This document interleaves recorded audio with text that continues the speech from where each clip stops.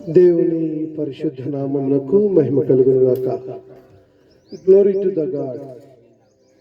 ఈ మధ్యాహ్న సమయంలో మా ప్రియులు మికాయేలు గారు, మరి దైవజనరాలు విజయమ్మ గారు ఆమె విడిచి వెళ్ళినటువంటి ఈ కుటుంబానికి మహోన్నతుడైన దేవుడు ఆదరణ కలిగించాలని కోరుతూ వేదిక మీద ఉన్నటువంటి దైవజనులందరికీ కూడా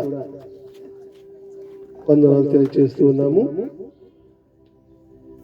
మరి ప్రోగ్రాం చాలా ఆలస్యమైంది, సమయం చాలా విలువైంది కనుక కొద్ది నిమిషాలు నాకు ఇచ్చినటువంటి సమయాన్ని సద్వినియోగం చేసుకోవడానికి ప్రయత్నం చేస్తాను. యోబు గ్రంథము 14వ అధ్యాయము 14వ వచనంలో యోబు మాట్లాడినటువంటి మాటను జ్ఞాపకం చేస్తాను. మరణమైన తర్వాత నరులు మరలా బ్రతుకుదురా? అలాగుండినేలా నా యుద్ధ దినములన్నీ నేను కనిపెట్టుకొని ఉండును అని మాట్లాడుతూ ఉంటాడు. ప్రశ్న ఏంటంటే, చనిపోయినటువంటి వారు బ్రతుకుతారా? ఈ లోకంలో ఉన్నటువంటి నానుడు ఏంటి అంటే, పుట్టినవాడు గిట్టక మానడు, గిట్టినవాడు పుట్టక మానడు అని హైందవ సహోదరులు యోచిస్తున్నారు. కానీ గ్రంథం ఏం తెలియచేస్తుంది అంటే, మరణించినటువంటి వారు మరలా బ్రతుకుతారా అంటే దేవుని యొక్క వాక్యం మనకు తెలియచేస్తూ ఉంది. హెబ్రీయులకు రాస్తూ పౌలు గారు అంటాడు 9వ అధ్యాయం 27వ వచనంలో, మనుషులు ఒక్కసారే మృతి పొందవాలని నియమించబడెను, అటు తరువాత తీర్పు ఉన్నదనే విషయాన్ని గుర్తు చేస్తున్నాడు. బైబిల్ మనకు తెలియజేసేటువంటి సత్యం ఏంటంటే, మనుషులకు ఈ భూమి మీద ఒకే ఒక జన్మ ఉన్నది. ఈ బ్రతికినటువంటి కాలంలోనే మనిషి ఎక్కడి చేత వచ్చాడో మరలా అక్కడికి వెళ్ళాలి. మీ అందరికీ తెలుసు, మనమందరం ఎక్కడి నుంచి వచ్చాము? దేవునిలోంచి వచ్చాము, అవునా? దేవుడైనటువంటి యెహోవా నరుని మట్టితో చేశారు, ప్రాణం లేదు. ఆదికాండం 2వ అధ్యాయం 7వ వచనాన్ని చూసినప్పుడు, దేవుడైన యెహోవా నేల మట్టితో నరుని నిర్మించి వాని నాసికారంధ్రములో జీవవాయువు ఉండగా నరుడు జీవాత్మయను. అంటే ఇక్కడ ఈనాడు బ్రతికున్నటువంటి ప్రతి మానవుడు కూడా దేవుని నుంచి వచ్చారు. అయితే నియమం ఏంటంటే, ఈ భూమి మీద మనము యాత్రా జీవితాన్ని జీవిస్తున్నాము. మనము యాత్రికులము, పరదేశులం అనేటువంటి విషయాన్ని పౌలు గారు ఫిలిప్పీ పత్రికలో గుర్తు చేస్తూ ఉంటాడు. ఇక్కడ మరి దైవజనరాలు విజయమ్మ గారు తన యాత్రా జీవితాన్ని ముగించుకొని సంవత్సరం క్రితము దేవుని మహిమలో చేర్చబడింది. అయితే ప్రశ్న ఏంటి అని అంటే, మరణించిన తర్వాత మనుషులు బ్రతుకుతారా? ఎవరైనా చెప్పండి, బ్రతుకుతారండి? బ్రతుకుతారా? అసలు మరణం అంటే ఏంటి? ఎందుకు మరణం మనుషులకు వస్తుంది? ఆ మరణం వెనక మరి మనిషి యొక్క జీవితం ఏంటి అనే విషయాన్ని మనం చూసినప్పుడు, మరణము అనేటువంటి దాన్ని గ్రీకులో టెటానస్ అనే పదం వాడతాడు. ఆ టెటానస్ అనే పదానికి అర్థం ఏంటంటే ఎడబాటు. మానవుడు అంటే శరీరము ఆత్మల యొక్క కలయిక, రెండు భాగాలు. నేను కనపడుతున్నటువంటి మనిషిని, మీకు కనపడినటువంటి లోపల ఉన్నటువంటి ఆత్మ ఉంది. ఈ మరణం అనేది కూడా రెండు రకాలుగా ఉంటుంది ప్రియులరా. ఒకటి భౌతిక మరణము, రెండవది ఆత్మీయ మరణము. అంటే శరీరము ఆత్మను విడిచిపెడితే, లేకపోతే ఆత్మ శరీరాన్ని విడిచిపెడితే దాన్ని భౌతిక మరణం అన్నారు. సుమారు 1 సంవత్సరం క్రితము దైవజనరాలైనటువంటి విజయమ్మ గారి యొక్క ఆత్మ తన దేహాన్ని విడిచిపెట్టి వెళ్ళిపోయింది. ఎక్కడికి వెళ్ళింది? ప్రసంగ గ్రంథంలో జ్ఞాని సొలొమోను అంటాడు 12వ అధ్యాయం 7వ వచనంలో, మన్నైనది వెంటనే వలె మట్టికి చేరును, ఆత్మ దాన్ని దయచేసిన దేవుని వద్దకి మరలిపోవును అన్నాడు. ఆత్మ ఎక్కడికి వెళ్ళింది? ఎవరైతే దాన్ని దయచేశారో ఆయన దగ్గరికి వెళ్ళిందా? ఖచ్చితంగా. మీరు నమ్మినా నమ్మపోయినా ఆ మరణము అనేటువంటి ఎడబాటు ద్వారా ఆత్మ దేహాన్ని విడిచి వెళ్ళిపోతుంది. మరి శరీరము మట్టి నుంచి తీవని కాబట్టి మట్టి అయిపోయారు, కానీ ఆత్మకు చావు లేదండి. ఆత్మకు చావు లేదు. ఒకవేళ ఆ ఆత్మ కలిగినటువంటి వ్యక్తి మన రక్షకుడైనటువంటి యేసుక్రీస్తు వారిని తెలుసుకొని ఆయన రక్తంలో కడగబడితే ఆత్మ దేవుని ఎదుకు వెళ్తుంది. లేకుండా ఈ లోకానుసారంగా జీవించి ఆత్మ శరీరం నుంచి వెళ్ళిపోతే నరకానికి వెళుతుంది. ఇది మీ అందరికీ తెలిసినటువంటిదే. అయితే నేను ఇక్కడ ఏం తెలియచేయాలని కోరుతున్నంటే, శరీర సంబంధమైన మరణం గురించి భయపడాల్సిన పని లేదు. రెండవ మరణం ఉంది, అది ఆత్మీయ మరణము. ఈ ఆత్మీయ మరణం చాలా ప్రాముఖ్యమైనది. అంటే ఆత్మ దేవుని విడిచిపెట్టే స్థితిని ఆత్మీయ మరణం అంటాడు. ఒకవేళ దేవుడే మన ఆత్మను విడిచిపెడితే మన గతి ఏంటి? లూకాసు వార్త అంటాడు 9:48 నరకమున వారి పురుగు చావదు, అగ్ని ఆరదు. పురుగు అంటే ఇక్కడ ఆత్మ. ఈ ఆత్మ దేవుని విడిచిపెట్టాడు అనుకోండి, వారికి ఖచ్చితంగా ఏమంటుందంటండి, నిత్య నరకం ఉంటుంది. కాబట్టి శరీర సంబంధమైన మరణం గురించి భయపడాల్సిన పని లేదు. ఎందుకంటే పౌలు గారు అంటాడు రోమీయులకు రాసిన పత్రిక 5:12 ఇట్లుండగా ఒక మనుషుని ద్వారా మరణమును, ఒక మనుషుని ద్వారా పాపమును, పాపము ద్వారా మరణమును లోకంలోనికి ఎలాగూ ప్రవేశించడం, మనుషులందరూ పాపము చేసినందున మరణం అందరికీ సంప్రాప్తమైంది. ఒకప్పుడు 969 సంవత్సరాలు బ్రతికాడు మెతూషెల. ఈనాడు మనిషి యొక్క ఆయుష్ 70-80 సంవత్సరాలు కుదించిపోవడానికి కారణం ఏంటి అని అంటే దేవునికి లోబడకపోవటమే. అవునా కాదా? కీర్తనకారుడు అంటాడు 9:10 మానవ యొక్క ఆయుష్ 70 సంవత్సరములు, అధిక బలం ఉన్న 80 సంవత్సరములు, కానీ దాని వైభవము ఆయాసమే అంటాడు. మనం ఎంతగా భూమి మీద బ్రతికమని కాదు, ఎంతగా దేవునిలో బ్రతికమనేది చాలా ప్రాముఖ్యమైనది. ఈ అనుమానం ఇప్పుడు కాదు ప్రియులారా, క్రీస్తుకు పూర్వము సుమారు ఒక 700 సంవత్సరాలు యోబుకు వచ్చింది. మరణమైన తర్వాత నరులు బ్రతుకుతురా అని ప్రశ్నిస్తున్నాడు. అవును, ఒకవేళ క్రీస్తులో నీవు ఉన్నట్లయితే ఖచ్చితంగా బ్రతుకుతావు. నీ ఆత్మ దేవుని సన్నిధికి వెళ్తుంది. ఇప్పుడు ప్రశ్న, విజయమ్మ గారు సుమారు 1 సంవత్సరం క్రితం మరణించారు. తన దేహంలోంచి ఆత్మ వెళ్ళిపోయింది. ఆత్మ ఎక్కడికి వెళ్ళింది? ఆత్మ పరదేశకు వెళ్ళింది. ఎక్కడుంది ఆ పరదేశం? యేసుక్రీస్తు వారుతో పాటు 2 దొంగలు సిలువ వేయబడ్డారు. లూకాసు వార్త 23:46 ఆ 2 దొంగలు కూడా మొదట 2 దొంగలు దూషించారు. నీవు క్రీస్తు కాదా, నిన్ను నువ్వు రక్షించుకో, మమ్మును రక్షించమన్నారు. మత్తయి, మార్కులో 2 దూషించినట్టు. లూకాసు వార్తలోకి వచ్చేలకే 2వ దొంగ మొదటి వాడిని అంటాడు, మనము ఇదే శిక్షా విధిలో ఉన్నాము కనుక దేవునికి భయపడవా అని చెప్పి, ఈయన ఏ పాపము చేయలేదని యేసుక్రీస్తు వారిని నీతిమంతుడిగా ఒప్పుకుంటాడు ఆ 2వ దొంగ. దేవుని మహిమ కలుగును గాక. అలా అని ప్రభుత్వం అంటాడు తెలుసా, యేసు నీవు నీ రాజ్యంలోకి వెళ్ళినప్పుడు నన్ను జ్ఞాపకం చేసుకోమన్నప్పుడు ప్రభు ఏమన్నాడు తెలుసా, నేడే నీవు నాతో పాటు పరదేశంలో ఉండవు. పరదేశం అనేటువంటిది ఎక్కడ ఉంటుందంటే ప్రియులరా, పాతాళ లోకంలో ఉంటుంది. పరదేశం అనేది పాతాళ లోకంలో ఉంటుంది. పాతాళ లోకంలోనే మరొక లోకం ఉంది, వేదనకరమైనటువంటి లోకము. యూదా పత్రిక మీరు చూస్తున్నప్పుడు 6వ వచన భాగంలో కానీ, పేతురు 2వ పత్రిక 2వ అధ్యాయం 6వ వచనంలో కానీ, దేవదూతలు పాపము చేసినప్పుడు దేవుని వారిని విడిచిపెట్టక పాతాళ లోకమందలి కట్టిక చీకటి బిలములోనికి తోసి తీర్పు కొరకు కావలించాడు. ఎక్కడ అంటే మీకేం తెలియచేయాలని కోరుతున్నా, ఇప్పుడు భూమి మీద ఉన్నాము.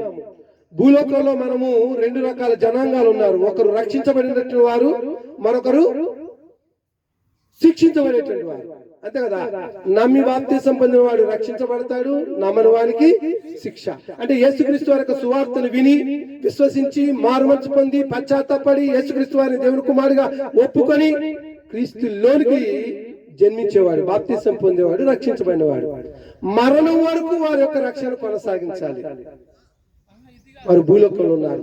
అలాగనే దేవుని మాటలు వినకుండా ఇష్టానుసారంగా జీవించి నశించిపోయేవారు ఉన్నారు. ఈ ఇరువురు కూడా భూలోకంలో ఉన్నారు. రెండవ లోకం ఏంటంటే మృతుల లోకము, దానికే పాతాళ లోకం అని అంటాడు.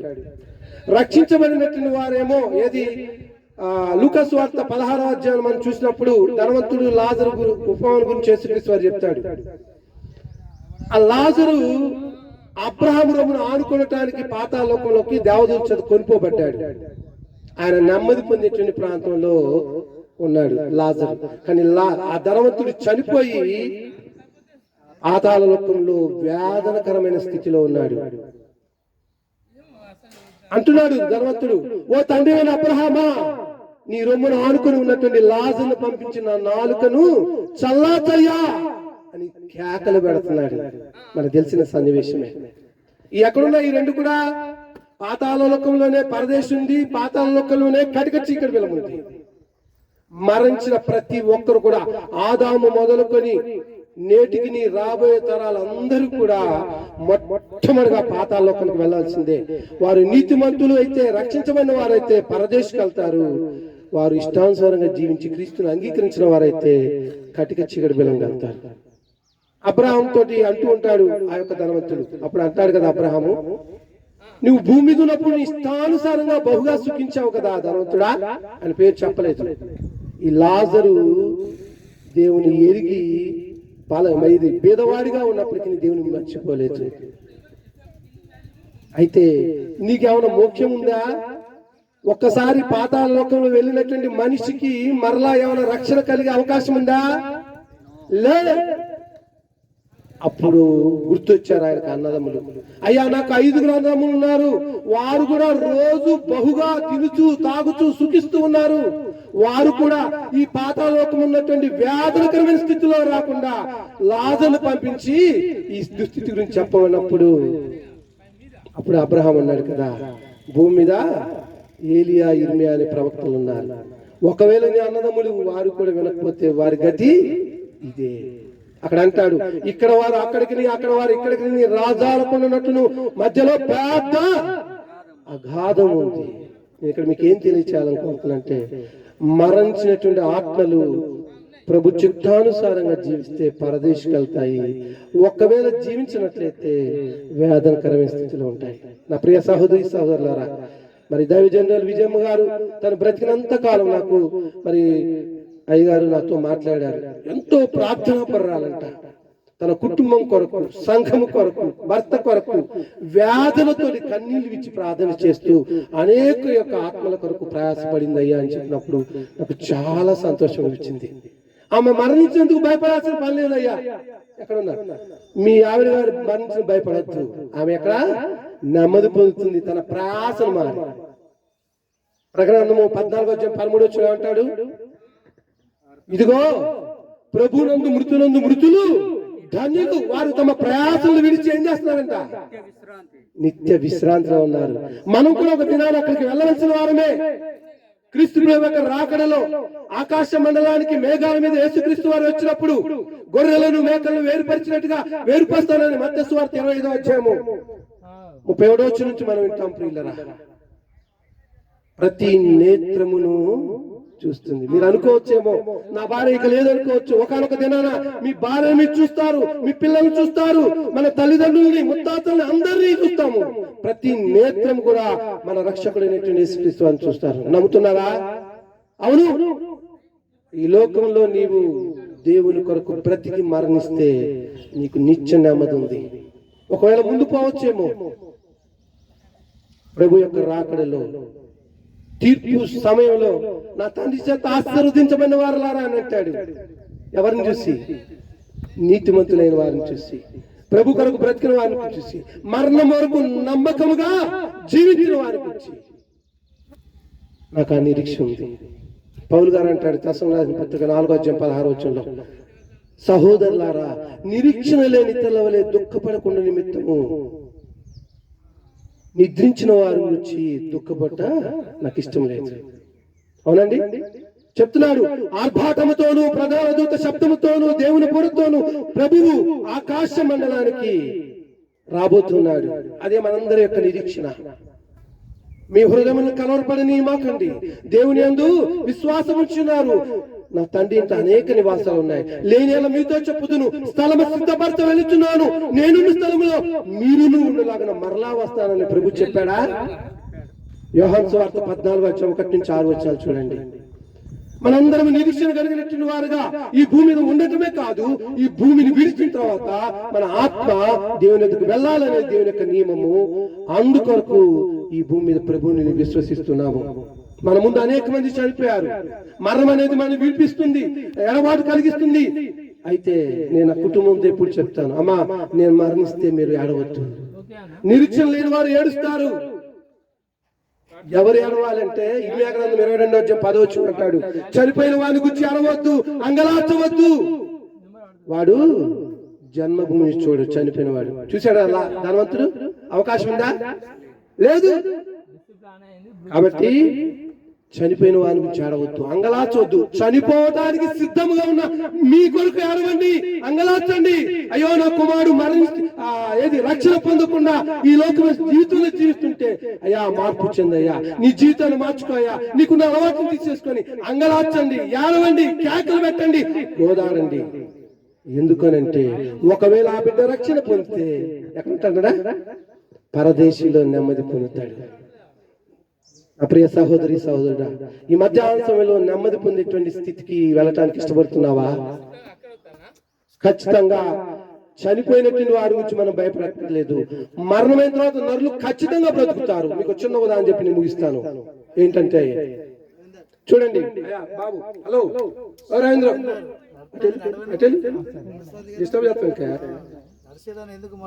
చూసారు ఇక్కడ ఏమంటున్నాడంటే, చనిపోయినటువంటి వారి గురించి కొరింథీయుల పత్రికలో పౌలు గారు అంటాడు,